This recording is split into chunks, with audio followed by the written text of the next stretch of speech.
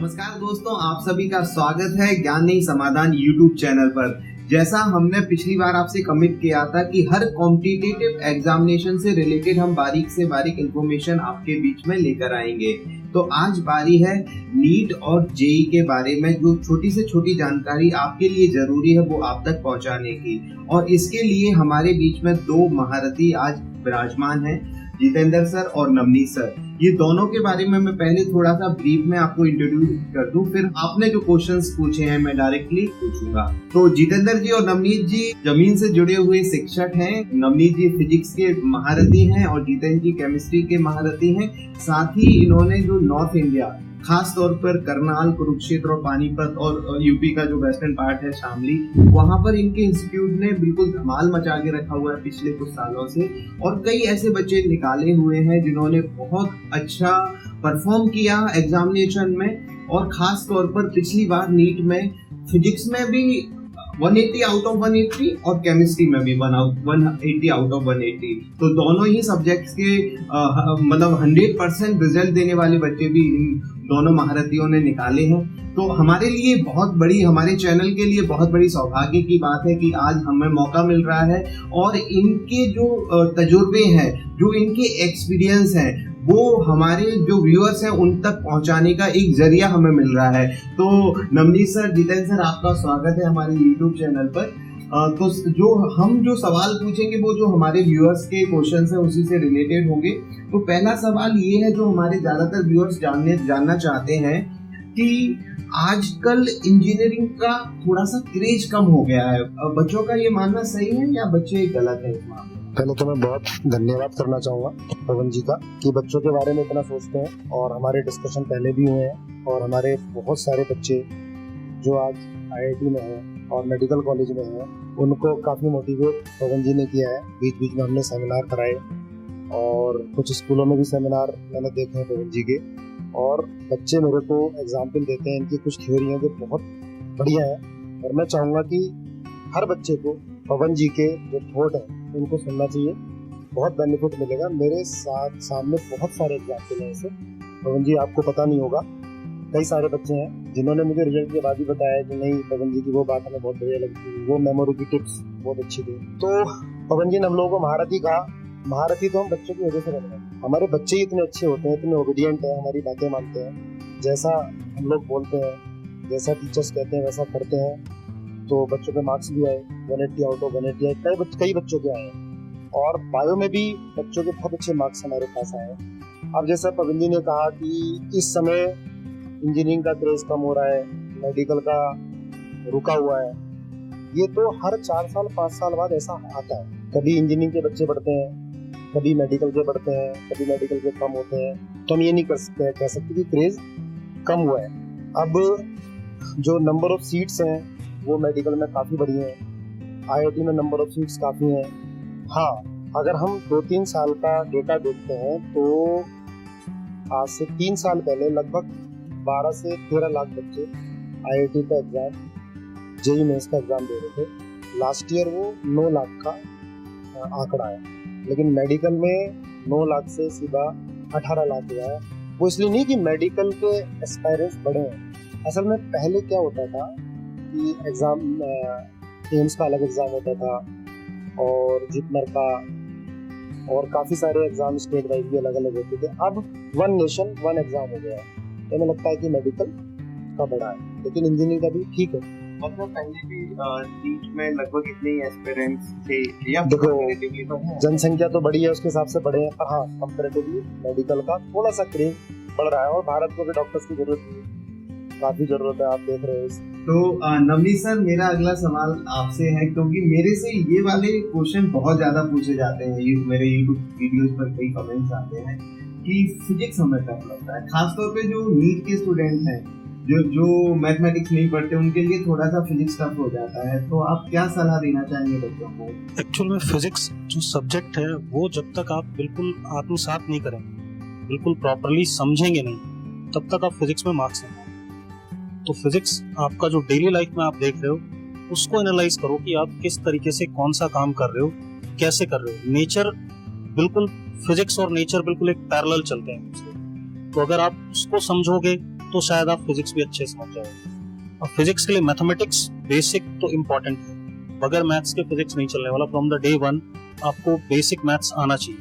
तो मैथ्स को कभी भी साइड में ना रखें, 10 तक अच्छे से मैथ्स पढ़ें, कैलकुलेशन अपनी थोड़ी तेज रखें और थोड़ा बहुत 11th और 12th का भी बेसिक मैथ्स वाला पार्ट आप कर लें, तब आप 11th क्लास में फिजिक्स को प्रॉपर्ली पकड़ सकते हैं।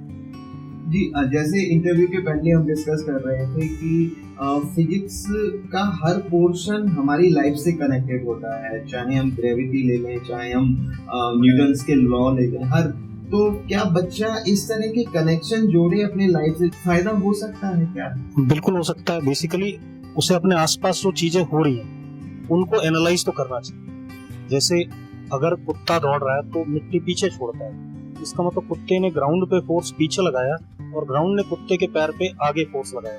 क्योंकि हमारे दिमाग में चलता है फ्रिक्शन हमेशा अपोजिट टू द मोशन लगता है, जो कि बिल्कुल गलत बात है। अगर मैं चल रहा हूँ तो फ्रिक्शन मेरी बॉडी पे या पैर पे आगे लग रहा है, उसी वजह से मैं चल पा रहा हूँ, और कोई फोर्स नहीं है जिसकी वजह से मैं चल पा रहा हूँ। तो बिल्कुल आपको अपने बॉडी को या अपने आसपास की चीजों को देख के ही काम करना है। अब जैसे एक 8th क्लास की बच्ची का मेरे कमेंट आया कि फिजिक्स से रिलेटेड ये था कि जो टफ होते हैं वो मुझे इजी तो मैं जल्दी जल्दी कर लेती हूँ, लेकिन कुछ पोर्शन टफ होते हैं उनको मैं कैसे सॉल्व करूँ? एक्चुअल में ऐसा कुछ नहीं कि कोई पोर्शन टफ होता है या इजी होता है। अगर आपको सब्जेक्ट अच्छे से समझ में आ गया, थियरी अच्छे समझ में आ गई, तो फिजिक्स बहुत इजी है। फिर आप क्वेश्चंस को प्रैक्टिस करो, ठीक है। जब आप थियरी समझ गए तो उन क्वेश्चंस को करना आपके लिए आसान है, क्योंकि आप फिर लॉज को प्रॉपर्ली लगा सकते हो, क्वेश्चन को इम्प्लीमेंट कर, मतलब क्वेश्चन को करते हुए लॉज को प्रॉपर्ली इम्प्लीमेंट कर सकते हो। वो चीजें जब तक आपको थियरी नहीं आती तब तक आप नहीं करते। तो जैसे बायोलॉजी वालों का थोड़ा परसेप्शन बन जाता है कि फिजिक्स टफ है, तो ये परसेप्शन गलत है ना? ऐसा नहीं है सर। देखो, पिछले 15-16 सालों से जब से मैं पढ़ा रहा हूँ, मैंने देखा है कि नीट में वही बच्चा सेलेक्ट होता है जिसकी फिजिक्स अच्छी होती है, जिसको फिजिक्स समझ में आता है, नीट में वही सेलेक्ट होता है, ठीक है। इवन जेई में भी वही सेलेक्ट हो रहा है जिसका फिजिक्स और मैथ्स अच्छा है, वो अच्छी रैंक ला रहा है। तो ये बेसिक सा है कि फिजिक्स अच्छा है तो मैथ्स आपका अच्छा होगा, आपका दिमाग खुल चुका है तो आपकी केमिस्ट्री अपने आप अच्छी होगी। तो अगर आपको फिजिक्स आता है तो बाकी 2 सब्जेक्ट्स आपके अपने आप अच्छे होंगे, मतलब ये आप मान सकते हैं कि आप दोनों में भी अच्छा करें। अब मेरा जो सवाल है वो करंट सिनेरियो को लेकर है। एडवांस की तैयारियां कर रहे हैं बच्चे और डेट को लेके काफी कंफ्यूजन है कि कब होगा, और थोड़ा डिले भी होता जा रहा है। तो कई बच्चे अब डिमोटिवेटेड भी हो रहे हैं क्योंकि उनको इतना खींचने की आदत नहीं है, और वो तो आप कुछ मोटिवेट कर रहे हैं बच्चों को कि अब बस एडवांस होने वाला है, और कुछ ऐसा कुछ बताइए बच्चों को। तो देखो, एडवांस तो होगा ही होगा, चाहे वो 1 महीने बाद हो या 1.5 महीने बाद हो। तो बेसिक चीज क्या करनी है बच्चे को, जो प्रीवियस ईयर आईआईटी में सब्जेक्टिव क्वेश्चन और ऑब्जेक्टिव क्वेश्चन आए उनको ढंग से समझ के कर ले। समझ के करना है, करना नहीं है, समझ के करना है।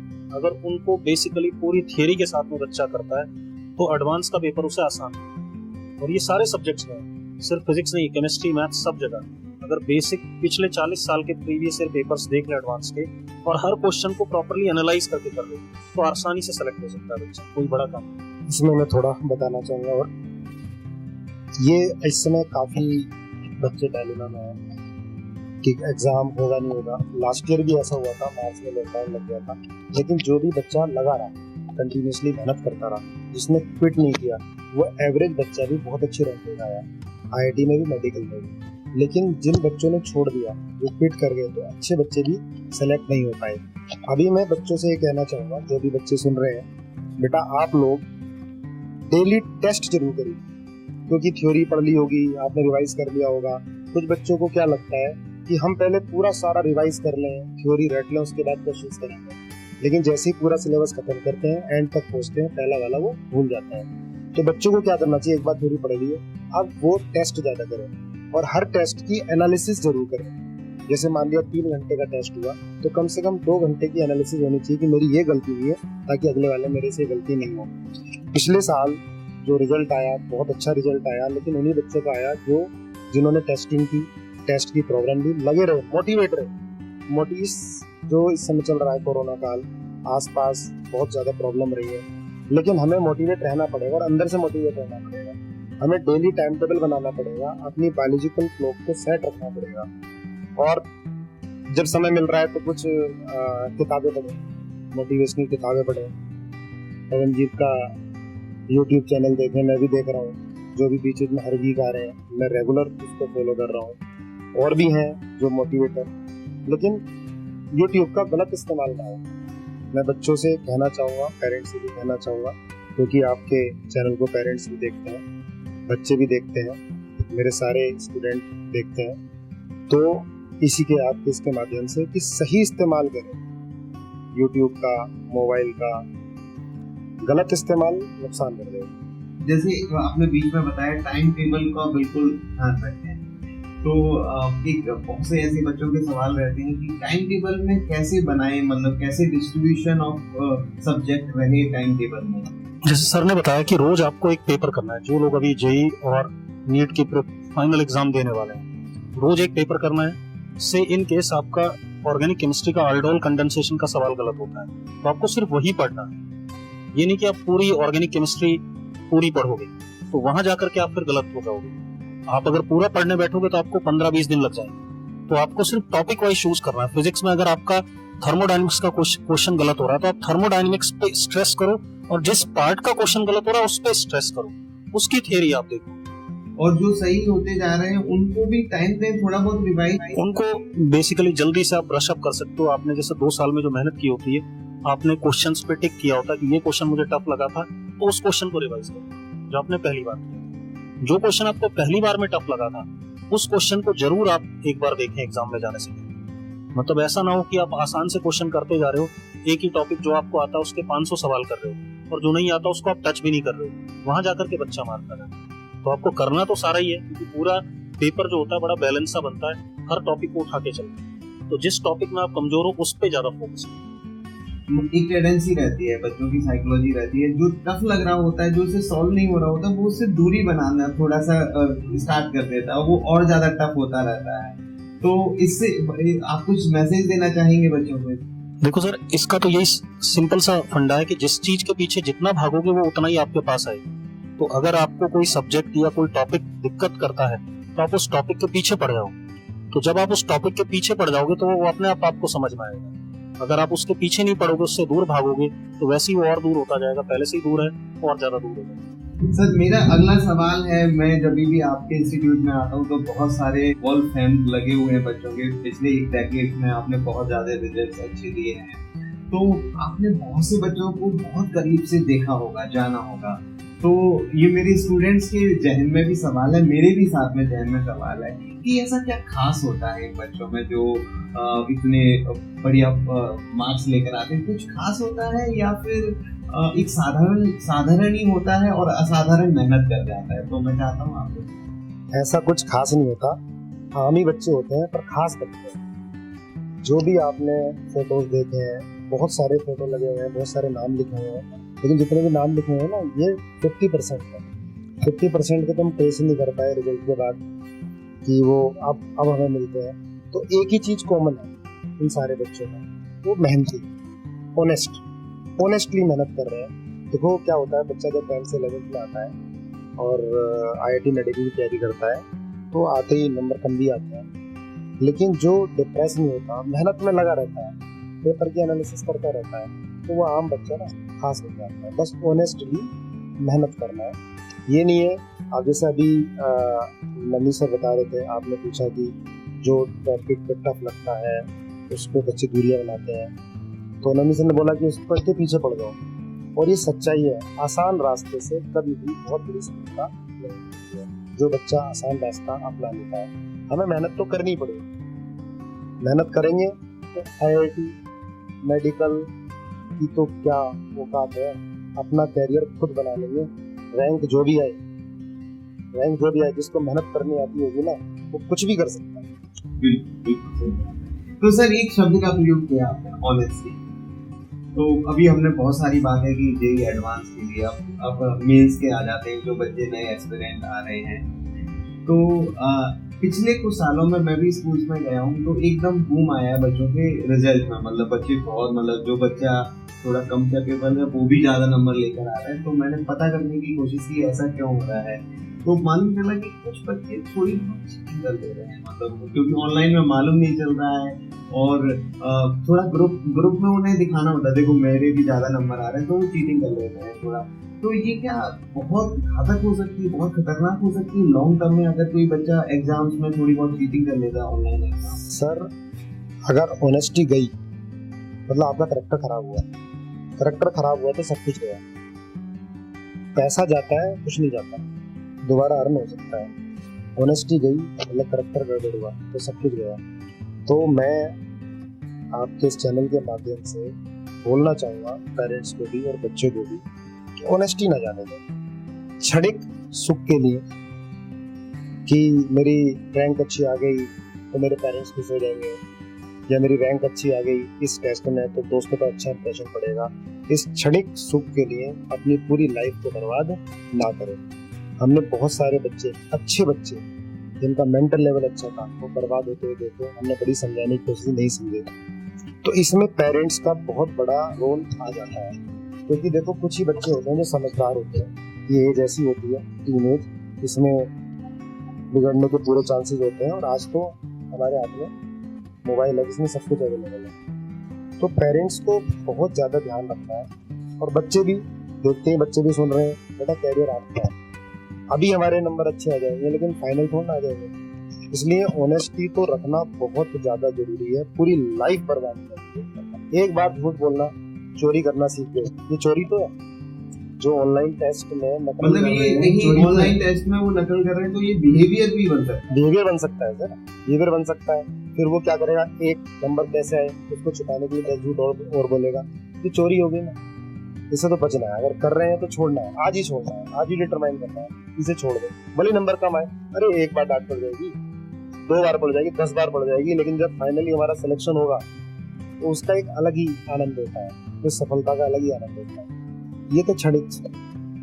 ये स्टूडेंट जितेंद्र सर ने बताया कि बिल्कुल ऑनेस्टी बहुत ज्यादा जरूरी है। इसको एक शब्द बोल सकते हैं, इंटीग्रिटी बहुत ज्यादा जरूरी है अगर हम सफल होना चाहते हैं।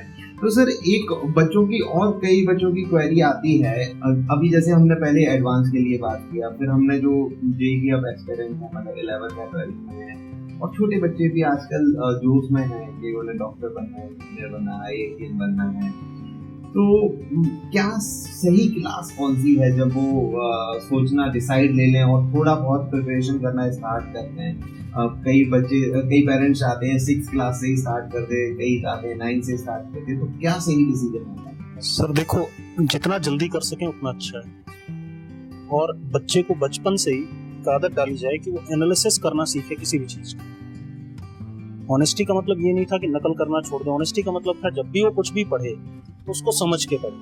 अगर वो समझ के नहीं पढ़ रहा है, रट रहा है उस चीज को, तो भी डिसऑनेस्टी है। ऑनेस्टी का मतलब है हर चीज को बिल्कुल आत्मसात करके पढ़े। अगर वो चीज नहीं आ रही है कहीं ना कहीं गड़बड़ है। और जब चीजों को आप बिल्कुल समझ के पढ़ेंगे तो आपके साथ जीवन भर चलेंगे, और जीवन भर चलने वाली चीज ही आपको जीवन में काम देगी, बाकी चीजें काम देगी। तो जैसे मेरा आपसे एक बार डिस्कशन हो रहा था कि बच्चे को फ्री माइंड रखें, लेकिन बच्चे के अंदर आपने बड़ी अच्छी बात बोली थी, मैं चाहता हूँ कि आपके जरिए वो मैसेज जाए बच्चे और पेरेंट्स के बीच में कि सिटिंग बहुत ज्यादा जरूरी है। बच्चों की सिटिंग की हैबिट डेवलप करवाना स्टार्ट कर दें पेरेंट्स जल्दी से जल्दी, तो वो नीट नहीं, जेईई नहीं, किसी भी कॉम्पिटिटिव मतलब अगर वो यूपीएससी की भी तैयारी करेगा तो सिटिंग की रिक्वायरमेंट होगी। तो वो जरा आप बताना चाहें हमारे। इंटेलिजेंसी को हार्ड वर्क पीछे छोड़ देता है, और हमने देखा हुआ है, हर साल हम एनालिसिस भी करते हैं, मम्मी सर बात भी करते हैं कि देखो हमारे जितने बच्चे सेलेक्ट हुए हैं, जो फोटो लगे हुए हैं,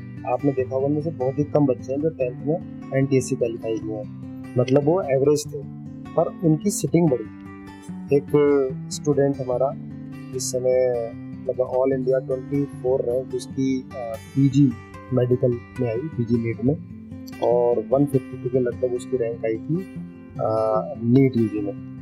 तो उसकी मदर से मैंने पूछा, मैडम आपने मतलब क्या खा के पैदा किया, जो नॉर्मल लैंग्वेज में क्या खा के इसको पैदा किया कि इसकी इतनी सिटिंग। भाई उस समय छोटा सा इंस्टीट्यूट था हमारा, वो सुबह आ जाता था, ना पहनने का शौक ना कुछ, सुबह आ गया बरमूडा पहन के आ गया, और रात को भी यहीं बैठता था। उसके साथ साथ 7-8 और बच्चे बैठना स्टार्ट हो गए। कोई बहुत ज्यादा मेंटल लेवल नहीं था, सिर्फ हार्ड सिटिंग इतनी जबरदस्त थी कि उसकी सिटिंग को देख के रिजल्ट में मैंने सबके सामने पूछा था, जब रिजल्ट का हम लोग प्राइज डिस्ट्रीब्यूशन करते हैं, तो उसकी मदर ने कहा कि सर देखो मुझे सब्जेक्ट नहीं आता था, पर मैं क्लास 7th-8th से बच्चों के साथ बैठना स्टार्ट कर दिया। किसी ने मुझे बता दिया था कि बच्चों की सिटिंग बढ़ा दो, बस स्टेबिलिटी बढ़ा दो, बच्चा अपने आप क्वालिफाई करेगा। पहले मैं तो बैठ जाती थी 3-3, 4-4 घंटे, 5-5 घंटे। पहले शुरू में बच्चे नहीं पढ़ते थे, बाद में धीरे धीरे पढ़ना स्टार्ट कर दिए, इंटरेस्ट आना स्टार्ट हुआ। और सिर्फ सिटिंग का ही रिजल्ट है कि आज बच्चा इतने अच्छे कॉलेज में PGI चंडीगढ़ में वो पीडीएफ, तो बहुत बड़ी सफलता है। तो ये बड़ा सही क्वेश्चन आपने पूछा है। और की सिटिंग, जिस बच्चे की सिटिंग जबरदस्त होगी वो बच्चा क्वालिफाई करेगा कोई भी एग्जाम। जैसे आपने यूपीएससी के सामने कुछ नहीं है, पर वही है ऑनेस्टी वाली बात नवनीत सर वाली, कि जो पढ़े वो समझ के पढ़े, हार्ड वर्क ऑनेस्टी भी है, तो वो फिर ऑनेस्टी है। तो कितनी अच्छी बात बोली कि जो हमने समझ के चीजें पढ़ी हुई है वो हमारे जिंदगी भर साथ रहना है। वो मतलब जो समझ के पढ़ लिया तो परमानेंट आ गया। ये नहीं कि नंबर लाने के लिए रट्टा मार के किसी भी तरह से हम आंसर निकाल, ये समझ के पढ़ना है, शालीनता के साथ पढ़ना है, उसमें खो जाना है। NTSC हिंदुस्तान में अभी भी बहुत से बच्चे नहीं देते, मतलब 10th में जाने के बाद कई बच्चे ऐसे होते हैं जो NTSC के एग्जाम्स नहीं देते। तो क्यों देने चाहिए और इसका क्या फायदा होता है लॉन्ग टर्म? सर मैं सही हूँ, ऐसा बहुत से बच्चे नहीं देते? हाँ सर, बहुत से बच्चे नहीं देते, बहुत सारों को पता भी नहीं होता है कि फॉर्म कब निकल जाता है, और कुछ ही स्कूलों में बताया भी जाता है, टीचर्स भी नहीं बताते। ऐसा नहीं कि खुद नहीं बताते, उन्हें भी मालूम नहीं चलता है। जैसे अभी आपने नवनीत सर से क्वेश्चन पूछा था कि पहले स्टार्ट करना चाहिए अर्ली स्टेज, तो जरूरी है। हमें क्या करना चाहिए कि इनिशियल से ही बच्चों को कॉम्पिटिटिव एग्जाम दिलाने चाहिए, कोई भी हो, कोई भी ओलंपियाड हो, प्राइवेट ओलंपियाड हो, कोई गवर्नमेंट एजेंसी करा रही हो, सारे के सारे क्लास 3rd से 4th से 5th से। बहुत प्रेशर नहीं, बच्चों को खेलना भी बहुत जरूरी है 1-आधे घंटे, पर उनमें कॉम्पिटिटिव भावना जगाए जहाँ उनकी रैंक आती है। तो उससे क्या होगा, अब जैसे NTSC की बात कर रहे हैं, तो क्लास 10th में NTSC होता है, स्टेट गवर्नमेंट कराती है, तो एग्जाम होते हैं, एक फेज 1 होता है, एक फेज 2 होता है। तो इसमें सिलेक्शन हो ना हो, लेकिन बच्चों को तैयारी जरूर करानी चाहिए। सीट्स तो बहुत कम है। हमने ये देखा है कि जिस बच्चे ने भी NTSC की तैयारी की है, उसका सिलेक्शन भले नहीं हुआ हो, पर वो 11th पे बहुत अच्छा करने लगता है। एक जो 10th से 11th का ब्रिज होता है वो काफी बड़ा है। 10th में साइंस की एक बुक है, उसमें सारे फिजिक्स, केमिस्ट्री, बायो आ रहे हैं, 11th में एकदम अलग अलग हो जाती है। तो जो बच्चा पहले से NTSC की तैयारी करता है, उसका माइंड खुल जाता है, उस तरह क्वेश्चन करता है, समझ के पढ़ता है, तो 11th में उसको ईजी लगता है। तो मैं तो कहूँगा पेरेंट्स से कि अगर आपका एम है अपने बच्चे को एक अच्छे लेवल पर लेकर जाना है, आपको UPSC में या अच्छा इंजीनियर बनाना है या एम्स में लेकर जाना है, तो NTSC की तैयारी तो जरूर करना है। एक सवाल आता है सर, जहन में बच्चों के भी मेरे भी आता है कि जैसे बहुत सारे ऑनलाइन लर्निंग एप्स हैं और आजकल सारी चीज़ें ऑनलाइन ही चल रही हैं। लर्निंग एप्स पर पहले से क्लासेस के रिकॉर्डेड लेसन पढ़े हुए हैं और बच्चे कुछ ऑनलाइन लेसन्स डायरेक्ट मतलब लाइव क्लासेस में वो अटेंड करते हैं। तो कई बच्चे कंफ्यूज होते हैं कि हमें वो जो रिकॉर्डेड है वही ऐप ले लेते हैं, थोड़ा वो सस्ता पड़ जाता है, जो भी उनकी मेंटलिटी है। तो क्या सही है, मतलब लाइव क्लासेस का, ऑनलाइन लाइव क्लासेस और रिकॉर्डेड क्लासेस जो ऑनलाइन पढ़ी हुई है, दोनों में क्या डिफरेंस होता है? सर देखो, ऑनलाइन जो लाइव क्लासेस होती है, फिजिकल क्लासेस, उसका तो कोई सब्स्टिट्यूट नहीं है। मतलब उसमें बच्चे और मास्टर की दोनों की नजरें मिलती हैं और नजरें मिलने का physical class. Online live class में वो चीज तो नहीं हो पा रहा है, लेकिन जब नजरें मिलती हैं तो मुझे पता चल जाता है कि मैं जिन बच्चों को पढ़ा रहा हूँ उसमें से कितने बच्चे मेरे साथ रेजोनेंस में, जो रेजोनेंस में है उनका सब ठीक चल रहा है, जो रेजोनेंस में नहीं है उनका सब खराब चल रहा है। उन पे ध्यान देने की जरूरत है मुझे भी, और उन्हें मुझ पे ध्यान देने की जरूरत है, मुझसे पूछने की जरूरत है। जो हम online live class as well as recorded में दोनों में नहीं कर सकते। हाँ, ऑनलाइन लाइव क्लास में एक थोड़ा सा बेनिफिट है कि हम डाउट्स पूछ सकते हैं टीचर से चैट बॉक्स वगैरह में, या साउंड वगैरह जो हम कर देते हैं बच्चों को कि भाई आप पूछ सकते हो क्वेश्चन, उस तरीके से ऑनलाइन लाइव क्लासेस बेटर है। अब जैसे हम बोल रहे हैं कि ऑनलाइन पढ़ाई का क्या बेनिफिट और क्या demerit, merit and demerit. Online में सर देखो बहुत वास्ट कंटेंट पड़ा हुआ है, बहुत ज्यादा कंटेंट पड़ा है। बच्चा कैसे सेग्रीगेट करेगा कि मुझे ये पढ़ना है ये नहीं पढ़ना, वो सबसे बड़ी प्रॉब्लम है। दूसरी चीज, जैसे ऑनलाइन में कहां पर ब्रेक लगाना है बच्चे को तो नहीं पता है, और क्या काम करना है उसके बाद पढ़ने के बाद वो भी बच्चे को नहीं पता चलता है। वो आप तभी कर सकते हो जब आप किसी लाइव लेक्चर के साथ जुड़े, रिकॉर्डेड के साथ जुड़े होने पे आप काम क्या करोगे आपको पता भी नहीं चलेगा। ठीक है, तो वो चीजें जरूर, क्योंकि आपको जेईई और नीट के लिए थियरी पढ़ने के बाद एक पर्टिकुलर सेट ऑफ क्वेश्चंस आपको करने हैं। मतलब जैसे अगर मैं फिजिक्स की बात करूं, अगर मैं एक टॉपिक कराता हूं कोई भी चैप्टर, तो उसके कम से कम 200-250 क्वेश्चन मुझे प्रैक्टिस कराने होते हैं और 200-250 बच्चे को करते हैं। तब जाकर के हम एक लेवल हमें फील आता है कि हमें अब चैप्टर थोड़ा थोड़ा समझ में आया। ठीक है, तब बच्चे को समझ में आएगा कि हाँ अब चैप्टर मुझे लग रहा है कि मैं कर सकता हूँ, मुझे चीजें दिख रही हैं, समझ में आ रही है कि ऐसा ऐसा हो रहा है। तो वो तभी हो सकता है जब आप सेट ऑफ क्वेश्चंस प्रैक्टिस करें, वो रिकॉर्डेड लेक्चर्स में नहीं मिल पाएगा। मैं सर इसमें थोड़ा बताना चाहूँगा, जैसे हम इंडियंस को आदत है, हम रूल्स कब फॉलो करते हैं जब डंडा चलता है ना। भाई जो भी बच्चा लग रहा है कि भाई वो पूरा प्रॉपर रूल फॉलो कर सकता है, कौन सा सब्जेक्ट कब पढ़ना है, पूरा टाइम टेबल फॉलो कर सकता है, सही है उसके लिए ऑनलाइन क्लास, जो इतना समझदार है। लेकिन मुझे नहीं लगता कि 0.001% भी इतना हो सकता है। हाँ, अगर पुलिस वाला नहीं खड़ा होता तो हम रेड लाइट को भी क्रॉस कर लेते। अब जब एक प्रॉपर टाइम टेबल होगा, टाइम से क्लासेस होंगी, अब चलो मजबूरी है कि हम लोग लाइव क्लास में हैं, पर लाइव क्लास का भी प्रॉपर टाइम।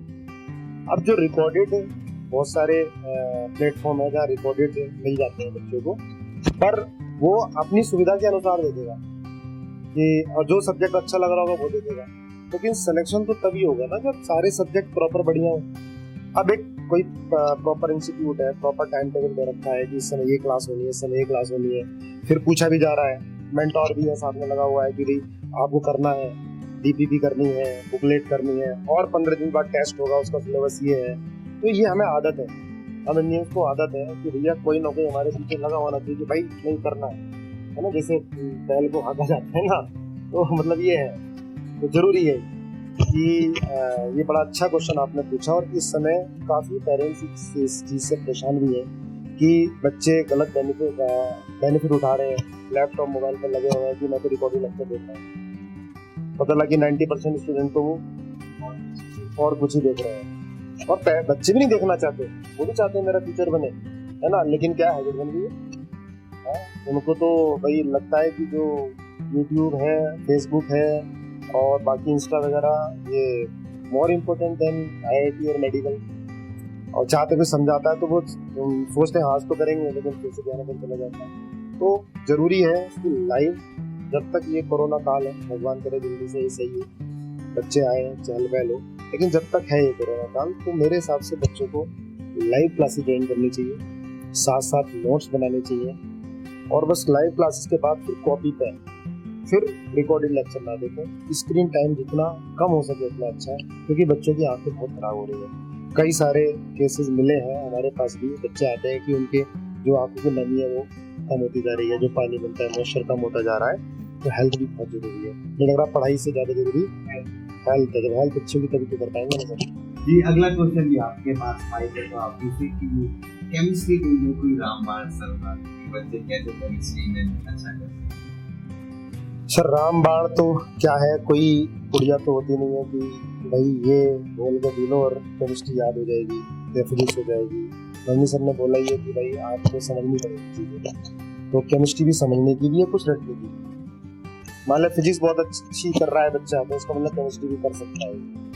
पर केमिस्ट्री चाहे IIT हो, चाहे नीट का एग्जाम हो, NCERT बहुत ज़्यादा जरूरी है।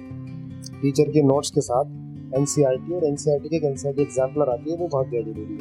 रेगुलर प्रैक्टिस केमिस्ट्री भी चाहती है, केमिस्ट्री में भी रेगुलर प्रैक्टिस हो, क्योंकि कुछ याद करने वाला होता है, लर्न करने वाला होता है, कुछ समझने वाला होता है।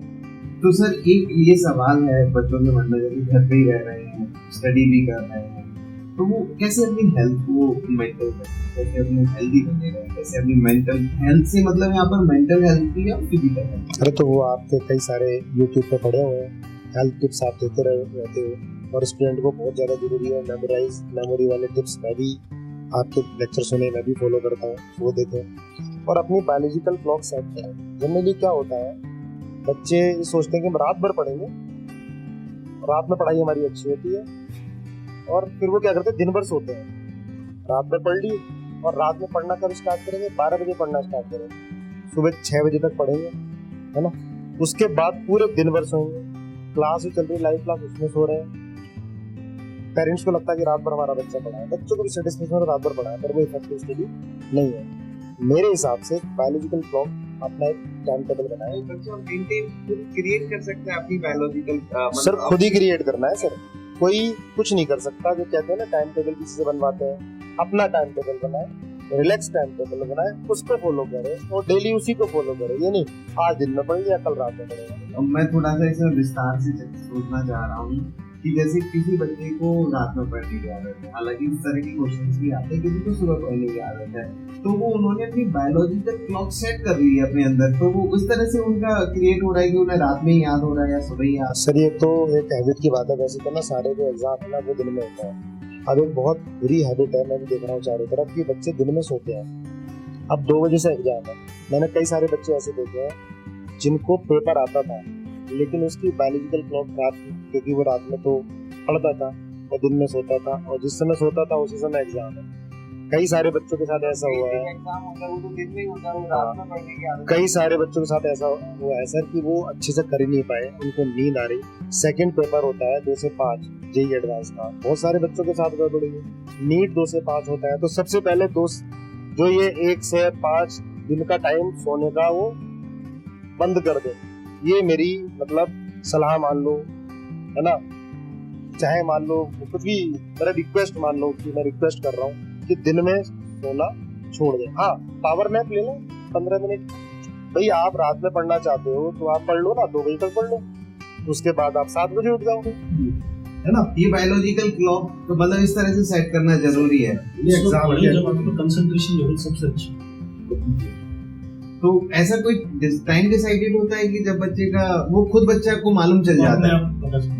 जैसे मैं किसी को सुन रहा था, वो बता रहा था कि मान के चलो मैंने कहा सुबह पढ़ो, 4 बजे पढ़ो, और कहीं बच्चे का घर सब्जी मंडी के पास में है, तो सुबह तो सब्जियां बिक्री होती है, तो बच्चे को खुद डिसाइड करना पड़ेगा कि टाइम टेबल कब बने। दिन में सोना नहीं, सोने से तो आलस, एग्जाम 2 से 5 होता है, दिन में खाना कम खाएं बेटर रहेगा जी। अच्छा, खाने का भी, क्योंकि अब एग्जाम जी, पहले आप कंप्लीट। खाना हमेशा बच्चे को कम खाना चाहिए। मतलब दिन में जैसे मेरी 3:30 बजे क्लास होती है, अगर मैं ढंग से लंच करके आ जाऊं तो मुझे खुद नींद आ रही होती है 3:30 से 4:30। मतलब मेरा क्लास, मुझे लगता है कि मैंने बड़े बेईमान से क्लास लिया है, तो इसलिए थोड़ा हल्का रखना चाहिए अपने आप को खाने में। तो इससे क्या होता है, आपकी बॉडी का एनर्जी बना हुआ है, तो एनर्जी रहेगा। बल्कि मैं सर यहाँ पे एक चीज ऐड करना चाहूंगा कि मैंने एक बुक पढ़ी, उसमें लिखा हुआ था कि हमारे बॉडी में ऑक्सीजन का सर्कुलेशन होता है, ब्रेन को जो ऑक्सीजन चाहिए होती है, अगर हम हैवी मील करते हैं तो फिर वो ऑक्सीजन की डिमांड पेट में बढ़ जाती है डाइजेशन के लिए, तो वो ऑक्सीजन का लेवल थोड़ा सा ब्रेन में डिक्रीज होता है, तो इसलिए हमें आलस आता है। आप पानी पिए बार बार, ठीक है, तो आपका कंसंट्रेशन लेवल थोड़ा ठीक है, पानी से कंसंट्रेशन लेवल अच्छा होता है। मेरे हिसाब से ना अन्न थोड़ा कम खाएं, क्योंकि भाई ग्रोथ है, इसमें खाना भी जरूरी है, लेकिन वेजिटेबल, सलाद, हाँ, लिक्विड डाइट ज्यादा लें। और जैसे सर ने बताया कि दोपहर में तो कोशिश करें बहुत हल्का खाना खाएं, क्योंकि दोपहर में सोना छोड़ना पड़ेगा, ये जरूरी है। और 1 घंटे की एक्सरसाइज, योगा आप नहीं कर रहे हैं तो कोई भी आउटडोर गेम जरूर है, इससे कंसंट्रेशन पावर खुद बढ़ती है, जरूरी है। किसी को खेलने की आदत नहीं है तो वो डांस ही करते हैं, डांस कर लें। अब मैं जैसे हॉस्टल में जाता हूँ, भाई हॉस्टल में नहीं है इतनी जगह, तो कुछ बच्चे क्या करते हैं कि वो एक जगह स्टैंड होते हैं, वहां पर ही दौड़ते हैं, स्टिल जॉगिंग करते हैं, तो वो आधे घंटे के अंदर क्या होता है कि उनको पसीना आ जाता है अच्छे से, और फिट है एकदम। एक्सरसाइज बहुत ज़्यादा जरूरी है।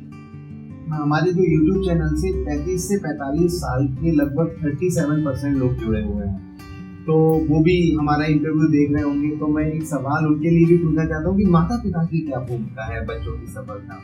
तो बहुत ज़्यादा भूमिका है, क्योंकि अब कंपटीशन बढ़ गया है। हम लोगों के टाइम पर थोड़ा पढ़ने से सिलेक्शन होता था, अब काफ़ी पढ़ना पड़ेगा और इस समय डिटोरिएशन भी बहुत ज़्यादा है। मोबाइल हमारे हाथ में, इसमें सब कुछ है, तो माता पिता का तो बहुत ज़्यादा रोल है। अब मैं देख रहा हूँ करनाल के अंदर कि माँ बाप ने जो सोचा, जैसा सोचा वैसे बच्चों को बना दिया, लेकिन उन्होंने एक बार तो पहले पढ़े खुद के लिए, अब दोबारा उन्हें फिर पढ़ना पड़ा बच्चों के लिए। तो उनकी हर हरकत पर ध्यान देना, ज़्यादा फेथ ना करें, है ना। ऐसा नहीं कि बच्चे मुझे देख रहे हो नाराज होंगे सर ऐसा बोल रहे हैं। बच्चे पेरेंट्स से कहना चाहूँगा ज़्यादा फेथ ना करें, ध्यान रखें। 12 तक है, 12 तक बच्चे में बचपना होता है, क्या देखना क्या नहीं देखना उसे नहीं पता है। लेकिन देखा है हमने कि जो पेरेंट्स ने अपना टाइम टेबल बच्चों के अकॉर्डिंग बना दिया। हाँ, अब आप कहेंगे कि भाई वर्किंग है, जैसे मैं बोलता हूँ कि मदर को साथ रहना चाहिए जब भी बच्चा पढ़ रहा है। अब ऐसा तो नहीं कि खुद तो मोबाइल पर लगे हुए हैं, बच्चों से कहना है भी तुझे पढ़ना है, अंदर बैठ जा, डांट दिया तू मोबाइल यूज नहीं करेगा। हमें खुद भी मोबाइल चलाना पड़ेगा, ये नहीं कि हम खुद तो फेसबुक देख रहे हैं, एग्जाम्पल सेट करना पड़ेगा। और बच्चे भी इस चीज़ को समझते हैं, यार हमारे पेरेंट्स भी हमारे लिए इतना कर रहे हैं ना, मुझे भी पढ़ना है, अच्छा करना है। तो ये भी पेरेंट्स को भी इतना करना पड़ेगा और बच्चों को बनाना है, और कर रहे हैं। मैं देख रहा हूँ पेरेंट्स काफ़ी कर रहे हैं, अपना टाइम टेबल बच्चों के अकॉर्डिंग बना दे। जैसे बच्चा कोई रात में पढ़ रहा है, उसे सुबह 8 बजे तक सोना है, 2 बजे तक पढ़ा, तो फिर वो जो ब्रेकफास्ट है वो 8 बजे के बाद बनेगा, ताकि बर्तन ना खड़के, बच्चे की नींद ना खुल जाए। ऐसा ये पेरेंट्स मुझे आके बताते हैं, हमारा बच्चा एम्स में है और वो कंप्लीट करने वाला है, उसके फादर और उसकी मदर ने मुझे बताया कि हम ये चीज़ें करते हैं। ऐसा नहीं कि सिर्फ बच्चे की मेहनत और हमारी मेहनत से ही है, जिसकी पेरेंट्स का सर बहुत बड़ा होता है। एक लाइन बोल सकते हैं कि बच्चे की परीक्षा, बच्चे का एग्जामिनेशन पेरेंट्स की परीक्षा।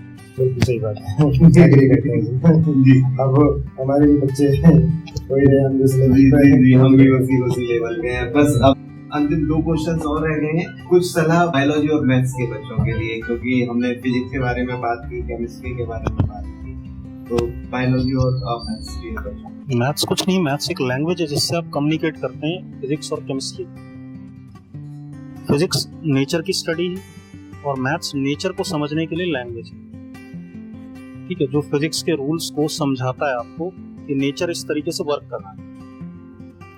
तो मैथमेटिक्स को समझने के लिए आपको थोड़ा सा प्रैक्टिस ओरिएंटेड होना पड़ेगा, प्रैक्टिस काफ़ी रिक्वायर करता है मैथ्स। और मैथ्स जो सब्जेक्ट है, ठीक है, उसको आप पूरा एनालाइज करिए, तो एनालिसिस बहुत ज़्यादा जरूरी है।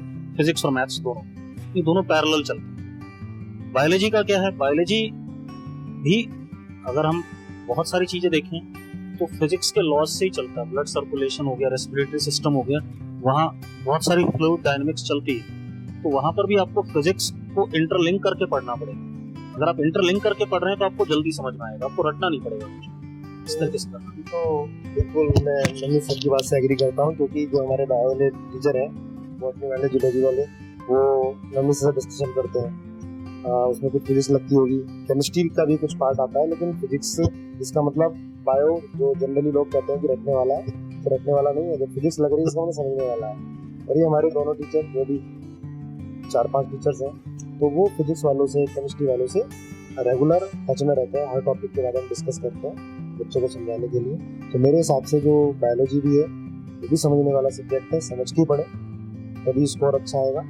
जैसे उसकी बात करते हैं अर्चित सैनी, इसके 705 नंबर है, उसने समझ के पढ़ा है, वो इतना रट नहीं पाता था, हर चीज़ को समझ के पढ़ा, तो इतना अच्छा स्कोर किया। उसके बाद बहुत सारे और बच्चे हैं जिन्होंने बहुत बढ़िया स्कोर किया, पर जनरली उन्हीं ने स्कोर किया है जो समझ के पढ़ रहे थे। रट्टा मारने वालों ने कितनी मेहनत की, उस लेवल पर नहीं पहुँच पाया, तो समझना पड़ेगा सब्जेक्ट। अंतिम, जैसा हमारे चैनल की प्रथा है कि हम जो इंटरव्यू है उसका अंत करते हैं एक सफलता का एक सूत्र लेकर। तो हमारे साथ 2 विराजमान हस्तियां हैं, एक केमिस्ट्री के महान उत्तम टीचरों में से, दूसरे फिजिक्स के, तो हम दोनों से एक एक सफलता के सूत्र जरूर लेंगे। इतना तो हमारा हक बनता है, हमारे जो दर्शक का हक, तो एक सफलता का सूत्र दोनों का अलग अलग होना चाहिए। हम सेम नहीं मानेंगे कि हम एग्री करते हैं इनकी बात से। देखिए सर, एक्चुअल में क्या होता है, जैसे हम लोग कितना भी समझाते हैं बच्चे को, मतलब बहुत सारे मोटिवेटर्स की जरूरत पड़ती है कि बच्चे को मोटिवेशन चाहिए। एक्चुअल में जो बच्चा अपने टीचर की बात को बिल्कुल मान लेता है कि जैसा टीचर ने बताया वैसा ही फॉलो करना है, वही काम करना है, तो असलियत में वो सफल होता है कहीं ना कहीं। ठीक है, उसकी मेहनत टीचर को भी दिख रही होती है और नेचर को भी दिख रही होती है, तो उसे सफलता मिल जाती है किसी न किसी रूप में। तो हमेशा बिल्कुल अपने गुरुजनों की बातों को बिल्कुल मान के चलना चाहिए, वो जैसा कहते हैं वैसा करना चाहिए। मैं कहना चाहूँगा कि गुरुजनों के साथ साथ माँ बाप की बात भी मानना चाहिए। कुछ बच्चे क्या होते हैं, टेस्ट में नंबर कम आए तो वो माता पिता पर इरिटेट होना स्टार्ट हो जाते हैं। ये सबसे बड़ा पाप है। इस दुनिया में सबसे ज्यादा हमारे माँ बाप है। माँ बाप की बात सुनो। और जो सफलता का मेन सूत्र है जो मैं देखता हूँ बच्चों में भी, सेल्फ मोटिवेशन। आज आप मोटिवेट कर दो, मैं मोटिवेट कर दूं, वो मोटिवेशन एक दिन रहने वाला, अगले दिन खत्म होने वाला। सेल्फ मोटिवेशन, मुझे कुछ करना है, इस दुनिया में हम आए हैं तो कुछ करके जाए। डीमोटिवेट हर कोई होता है, मैं भी होता हूँ। सब बोलते हैं नितिन सर बड़ा मोटिवेट करते हैं, हर 15 दिन बाद मैं भी डीमोटिवेट होता हूँ, लेकिन फिर सेल्फ मोटिवेशन आता है, नहीं अभी तो काफी कुछ करना है। तो मेरे हिसाब से सेल्फ मोटिवेशन होना चाहिए। किसी मोटिवेशन की हमें जरूरत ही नहीं पड़े, हम खुद ऐसे बने कि लोग हमें देख के मोटिवेट। तो दोस्तों, आज हमारे साथ खास इंटरव्यू में थे जितेंद्र सर और नवनीत सर, जिनसे हमने सवाल किए, जो सवाल आप मुझसे कमेंट बॉक्स में किया करते थे, और अभी भी आपके जहन में जरूर बहुत सारे सवाल होंगे, तो आप पूछ सकते हैं ये सवाल फिर से कमेंट बॉक्स में जाकर। और नवनीत सर और जितेंद्र सर की मेल आईडी, स्पेशली इनसे बात करनी है तो आप इनकी मेल आईडी पर मेल कर सकते हैं, और जेनेसिस क्लासेस की मैं लिंक डिस्क्रिप्शन में डाल दूंगा। अगर आप उसके बारे में ज्यादा जानना चाहते हैं तो उसके बारे में भी जान सकते हैं। आप हमारे साथ जुड़े इसके लिए आपका बहुत बहुत धन्यवाद।